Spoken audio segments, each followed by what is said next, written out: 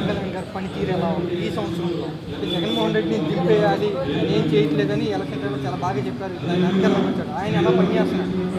ఏముంది డమ్మి పక్కన డమ్మి పవన్ కళ్యాణ్ ఏం చెబుతాడు? చంద్రబాబు నాయుడు పక్కన ఆయన అంతవాదం చేయలేదు.